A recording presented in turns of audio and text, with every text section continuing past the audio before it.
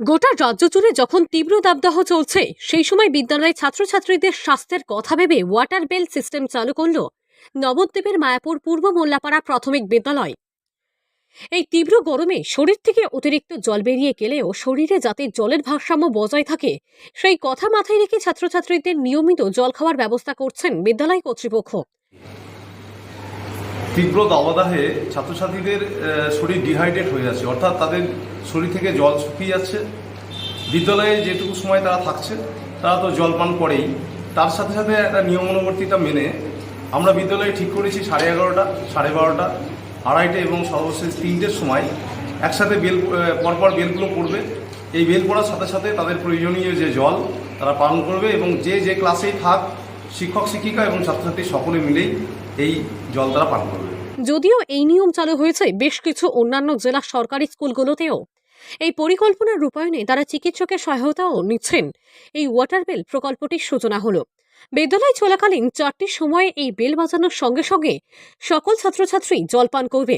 সকাল 11:30, 12:30, দুপুর 2:30 ও সবশেষে 3টের সময়। দুপুরে বিদ্যালয়ের শিশু সংসদের মন্ত্রীদের জলপান করানোর মাধ্যমে ওয়াটার বেল সিস্টেমের শুভ সূচনা হয়। উদ্বোধন করেন নবদ্বীপ স্টেট জেনারেল হাসপাতালের শল্য চিকিৎসক বকুলচাঁদ শেখ।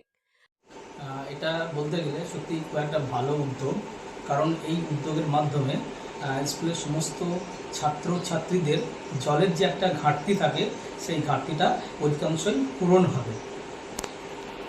অবশ্যই, কারণ এটা অলরেডি বাইরের স্টেটে সব স্কুলে শুরু হয়ে গেছে, আমাদের ওয়েস্ট বেঙ্গলেও কিছু কিছু স্কুলে শুরু হয়েছে এবং প্রত্যেকটা স্কুলে এই সুন্দর সিস্টেমটা চালু হওয়া উচিত।